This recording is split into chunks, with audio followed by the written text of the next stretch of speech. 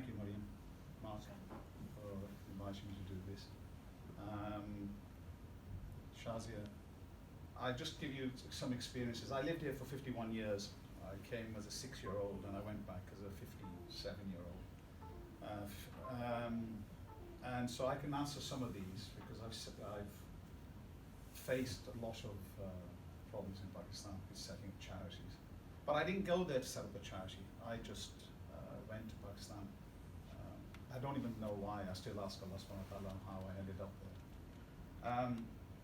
But today I work in the charity sector. We work with orphans and we work with disability. So just on PCP, my organization now is 3 years old, the office I set up and the company. And we now went for PCP certification. And you have to produce 3 years accounts before you can. So there is a 3-year gap. And what happens in those 3 years? You know, what can you get away with? What can't you get away with? But we're, alhamdulillah, running very, very clean. Our costs of running the thing are about 3% or 2% of the money we raise. But we needed the certification because recently, some of the positives that have happened is that there were some figures recently I was given that there were 5,000 or 6,000 trusts that went under the microscope. And out of that, they ended with 400 that were approved and the rest they got rid of. Then from that, then they did a chanty, so to speak, and they ended with 199. And we're in those 199 of the new ones that are now going through, but we are registered. PCP, alhamdulillah, they came. We had a couple of people come and see us, and they were very professional.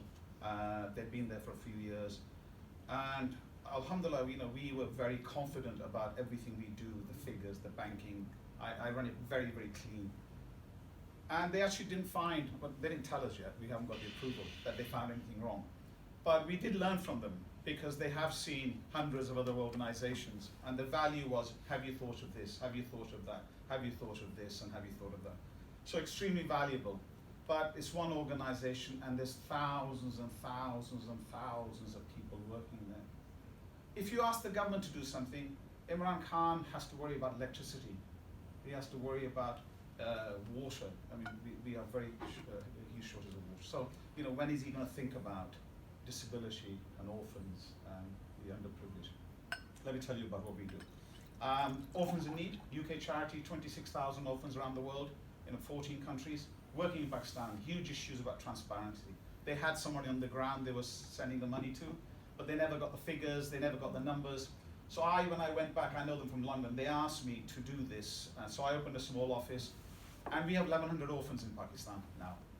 They're over Gujarat, Muzaffarabad, and Sera, KPK. And what we do is we give them 3,000 rupees a month. The 3,000 rupees you only get for education. If they're in education, we give them 3,000 rupees. Initially, what I was doing, we had a skeleton crew. So you'd send the money. We thought we were being clever. So we would go and then people would donate food parcels. We're going to send you food parcels, £10,000, give food parcels. And in giving food parcels, I learned a huge amount because you give them to widows. A third of the people who will come are not widows. Then they don't have documents. So this thing about there are so many people in Pakistan, a lot of it, Kashmiri people, half the ones I meet don't even have ID cards. So the numbers are a bit fun. But everybody tries to get a food parcel or something for nothing. So you have to sift through all of that.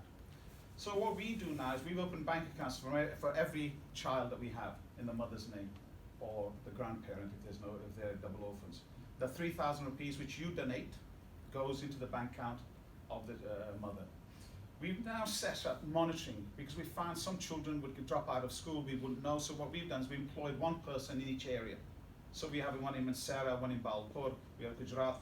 That person on a monthly basis visits those 150 children in school, at home. We do surprise visits. We look for abuse, huge issue. Child protection is a huge topic at the moment. Alhamdulillah, we're implementing a policy there. So our biggest problem is, at this moment, is not transparency. You can come, you sponsor, you get a name of a child, we can take you to that child, you can come and meet them, and many visitors do. I urge you, if you do sponsor children in Pakistan, come and see them, meet them, and they'll write you very nice letters and send you school reports. My problem is there's not enough money going to Pakistan. 1,100. There's 5.5 million, 5.4 million orphans. Forget UNESCO figures or whatever it is, 4.2.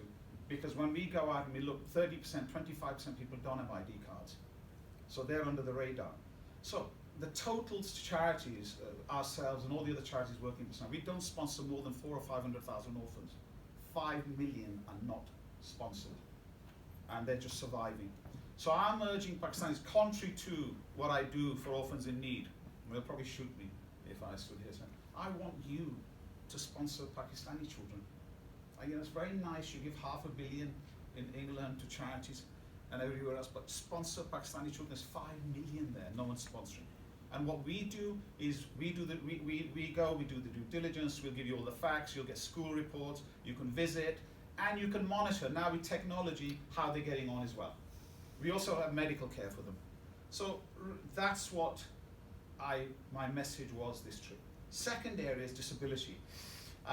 We're working, sorry, can I just tell you, food parcels. Everybody sends during Ramadan, distribute 100,000 food parcels, 50,000. We were doing that. We did 2,000 or 3,000. Last year somebody gave us money to do 6,000 food parcels. And I made a decision, rightly or wrongly, Allah subhanahu wa ta'ala knows, whether I should just give them to 6,000 families in one go and forget about it, or shall I try and be a bit creative? First we made them ourselves, so we bought all the food stuff, and we've saved 15 lakh rupees in packing them ourselves, and a bit of work to do, but we managed to save 15 lakh rupees. Secondly, we targeted 500 families. We go out and see every family, where they live, where Chakwal or wherever it is, who they are, what they have, do they have mama support, chacha support or not. And we just gave it to 500 families for a whole year to see how we could change their life in this 1 year of having one less headache, which is the main headache, how do we eat? And alhamdulillah, we're producing a little report at the moment, a little video. And if anybody's interested, I can share it with you and send it to you. What happened when you didn't have to worry about food. A food parcel, the poor make it work for a month. And it was costing 3,000 rupees, 3,500 rupees. So that'll be interesting to share with you, the impact. And somebody bought a cow, somebody did something else, somebody did something else. But it's about numbers, people like numbers. So someone said, oh, but you should have given it to all of them. Then you could say, we fed 7,500 families. Where I'm saying we fed less than that. Disability, I met Mariam 2014 by chance when she just produced, the British Council produced a report on disability in Pakistan, and they were launching in London. And the figures are staggering. If you read the report, there's almost up to 20 million, 15 to 20 million disabled people in Pakistan, the forgotten people. And when you go and look, and all of you who will say, oh, I've built a hospital and there's a hospital, go and have a look at the hospitals.